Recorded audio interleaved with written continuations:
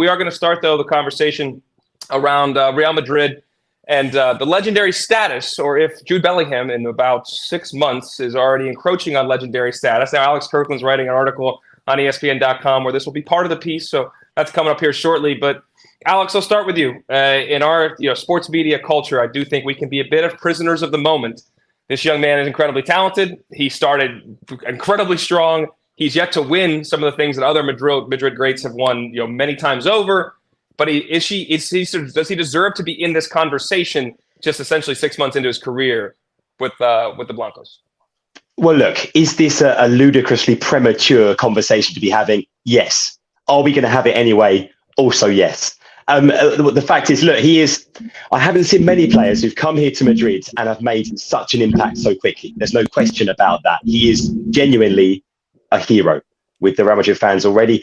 And Real Madrid's fans are quite a demanding bunch normally. What you would say is there was a vacancy there. There was a bit of a void waiting to be filled, I think, when Bellingham arrived, because, of course, Karim Benzema was sort of the biggest sort of hero, the biggest legend the team had at that point, had just left. We saw Cristiano Ronaldo leave a few years ago as well. So, like I said, there was a vacancy there, and Bellingham was basically done everything possible to fill it.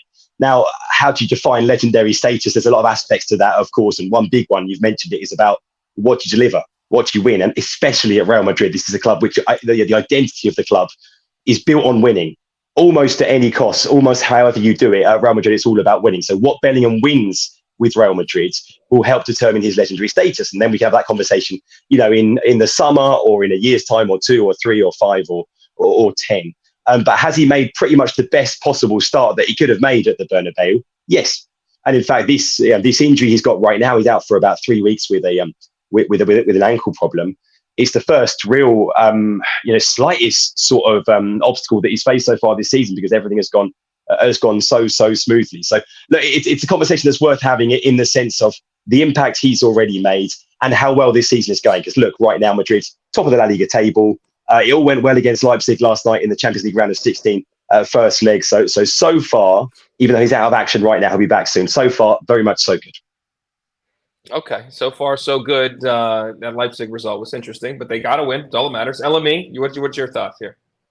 Well, gather around, children, because I think this is a good, important moment for young Generation Zers and even millennials, because as a geriatric millennial, I know Mark Ogden will agree with me, it's very important to note one thing when we talk about Real Madrid, and Alex Kirkland said it beautifully.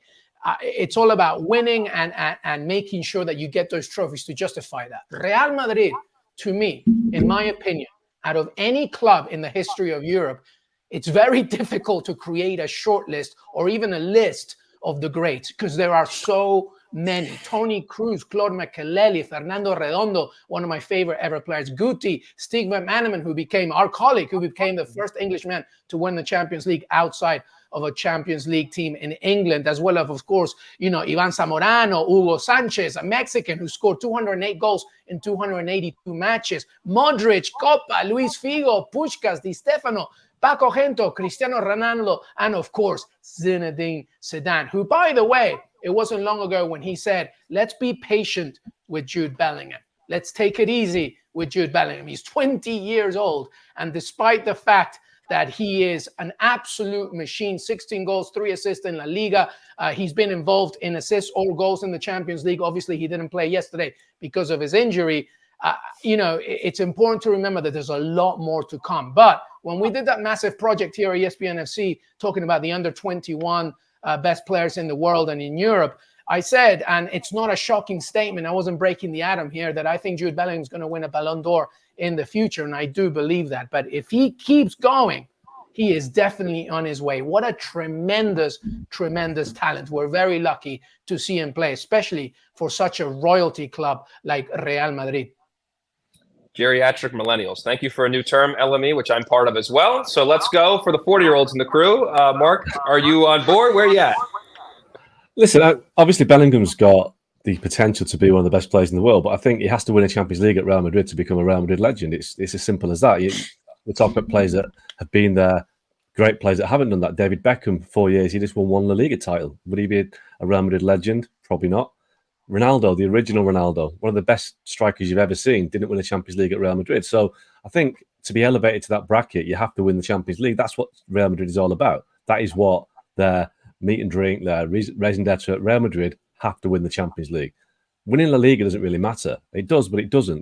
It's not what defines the club. So Bellingham's made a great start, but he is only 20, and I think we have to wait and see what he delivers because, I think you look. I'll take it to Liverpool and Steven Gerrard. He never won the Premier League, but because he won the Champions League, that meant he's elevated to that club icon that he is. Jude Bellingham has to win the biggest trophy, and he could have 10 years and not win it, and he wouldn't be a Real Madrid legend. It's as simple as that. That's how high the bar is at Real Madrid. I love how you guys all answered it. And Alex is right. It was premature? Yes. We're having the conversation? Yes. You guys are very diplomatic. This is insane. We could have the same conversation in 2034. Like literally, we will probably be having the same conversation in 10 years. But that's the kind of talent he is, and that's the kind of ecosystem we live in. I get it. Real quick on his injury, though, and obviously this is, as Alex, you touched on, maybe the first bit of adversity he's faced. Madrid's situation with him out, as you mentioned, they took down Girona at the weekend. They beat Leipzig. They're in a good spot in all places right now. But without him in the lineup, how concerned are you about Madrid's prospects in both competitions as they move forward? Well, in La Liga, I mean, at this point, I don't want to say it doesn't matter, but like you say, they've just beaten their biggest title rivals, Girona. They're top of the table, 5 points clear at the top of the table. You look at the games they've already played. They've already basically gone away from home in La Liga to all of their biggest rivals. I think the only real big away game Madrid have got between now and the end of the season is Real Sociedad away. Otherwise, they've been to Barca, they've been to Atleti, clubs like that. So I think in La Liga, almost, I'd say that whether they've got Bellingham or not, I think La Liga is pretty much at this point done. What we've seen and what we saw in that 4-0 demolition of Girona is just how much Real Madrid are ahead of every other team in La Liga right now. It's all about the Champions League, like Mark says. And by the way, all Jude has to do is look around the Real Madrid dressing room right now to know about that, because he's got teammates in that dressing room who've won 5 Champions Leagues. Nacho has won 5. Dani Carvajal has won 5. Like Mark says, that is the bar. So it's all about the Champions League, and that's where my doubt is whether this Real Madrid team, like I said, they're the best team in Spain by miles. Have they got what it takes in the Champions League? The big question marks for me are in goal, where Thibaut Courtois is out. He's going to be back at some point, we think, before the end of the season with this ACL. We don't know exactly when. To be fair to Andre Lunin, he played great against Leipzig last night and made 9 saves in the game. That's an issue. The defence is an issue. They've been getting by the last few games without having any centre-backs, really, because Militao is out, Alaba is out, Rudiger's been out as well. Again, Militao's coming back at some point. We're not sure exactly when, maybe next month. So the defence is an issue. And Bellingham needs to be back in the team, needs to be fit, and let's see what he can do in the quarterfinals if they get there, in the semi-finals if they get there, and potentially in a final. But look, all you have to do is think back a few years ago to what Real Madrid did in the Champions League when, the last time they won it. Were they the best team in Europe that season?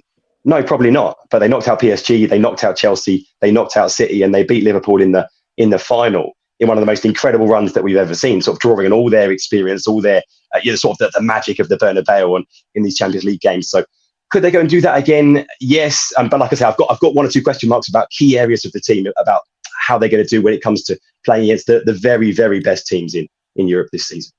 Dalen, very quick. One thing about Real Madrid that's different from anybody else is also they rely on this type of Galacticos era, right? We saw it way before. Augie was talking about Ronaldo Phenomenal, and of course during a time when Roberto Carlos and Raúl and Beckham, etc. This is a brand new generation now, a golden generation of a new era. So Jude Bellingham's role is also complemented by the fact that he's supported by ridiculous talent. Vinicius Jr., still only 23 years old, is carrying the shoulders of the responsibility of taking over Neymar Jr. in the Brazilian national team. And we saw what he did against Girona just last game. It was an unbelievable performance. But then it's not just him, it's Rodrigo, who I still believe is one of the most undervalued, underrepresented. If Rodrigo played in another team, we'd be talking a lot more about him. And then Camavinga and Tchouaméni. This is a brand new era. And I think that's a key component for Real Madrid. How will these young guys, specifically Jude Bellingham, and they might welcome Kylian Mbappé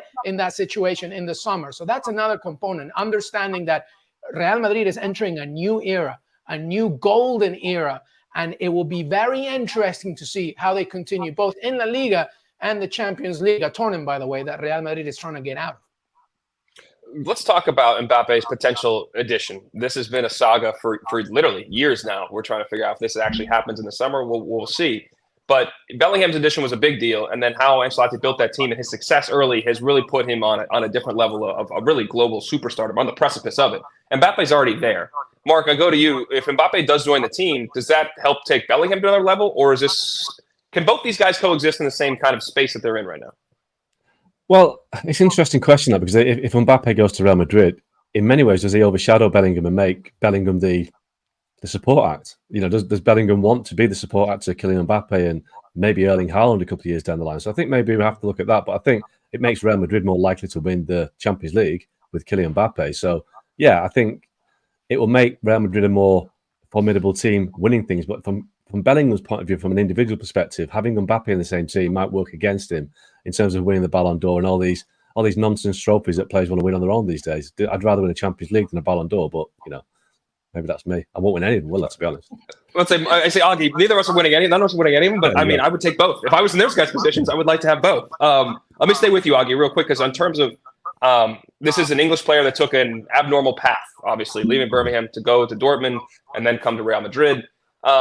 Ultimately, do you see him potentially wanting to move back to the Premier League if he accomplishes the goals here? Say he does win another Champions League or even 2 at Real Madrid in the next 5 years. He's still in his mid-20s. He's coming into his prime, theoretically. Are the Premier League teams lining up? Would they break the bank to have him come home, essentially? Well, I mean, the latter question, of course, they would break the bank. Man United, Liverpool, Chelsea, Man City would all desperately love to have Jude Bellingham, but not many players leave Real Madrid, not in the peak, not in the prime. And you're talking about Bellingham potentially leaving Real when he's 25, 26, 27. And why would he do that? Why would anyone? I mean, first of all, Madrid is a great city, but it's also the greatest club in the world. And other clubs might argue against that, but Real Madrid are the biggest club in the world. You look at what they've won. So why would Jude Bellingham want to leave? Would he want to come back to England, having been away for 10 years? Maybe. But, just throwing this one out there, I think if he did come back to the Premier League, I think the only club that could, in terms of the project and the ambition, would be Man United. I think that is the only club that in the Premier League that is comparable to Real Madrid in terms of its history. Liverpool might argue with that, but I think there's a romance with Man United that Real Madrid has. But Man United have to be a lot more competitive than they are right now to have even an inkling of a chance of getting Jude Bellingham. But I do think if we talk about a player that wants to play for the biggest clubs, have the biggest story and, walk that stage, then Man United is the club to be at. But they have to be better than they are now. If Man United are winning things, he won't go anywhere near Old Trafford. So that's the problem that United have got. And I still think it's going to be very hard for any English club to persuade Bellingham to leave Real Madrid at any point in the next few years. Alex, with just how the financial situation is different in Spain now than it was, obviously, when the Galacticos were there 20 years ago. I mean, that's this whole thing. We are in a new world in terms of the finances. And Spain seems to be a little bit more, let's say the bookkeeping is a little more up to date than it seems the Premier League is at this point in time, or definitely UEFA is. Would they look to sell him from a financial standpoint? Is that something that will the equation change? We've never really seen, to Mark's point, Real Madrid do this before, but would they change to be a bit of a selling club with huge stars because they may want or need the money to build? I think Madrid have had to adjust to this new financial reality in the last decade or so. I think we've seen that in their transfer policy as well. They haven't necessarily tried to bring in superstars really until Bellingham and Mbappe. And the years before that, it was buying top players young and seeing them develop, like Vinicius, like Rodrigo, like Camavinga, like Tchouaméni, all those players.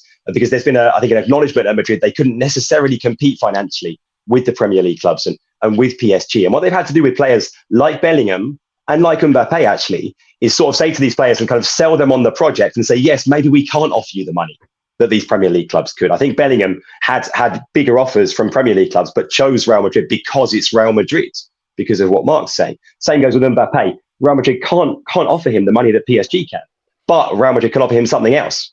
In terms of the profile of the club, being at the biggest club in the world, being the best player at the biggest club in the world, all of that. So that's something that Real Madrid have had to wrestle with. Real Madrid are as solvent as any club in Spain are. They've got nothing like the financial worries that we know that Barcelona have, for example, and some others. So Madrid are, as far as Spanish clubs go, they are extremely secure financially, but they still, I think, realise now that they can't necessarily compete with some of the biggest clubs in the Premier League and elsewhere. That's where the Super League project comes from. Essentially, other considerations too, but part of it is sort of a realization from Madrid that there is maybe, if they want to be able to continue to compete financially, they need even greater sources of income. And that's a big part of where the Super League idea came from.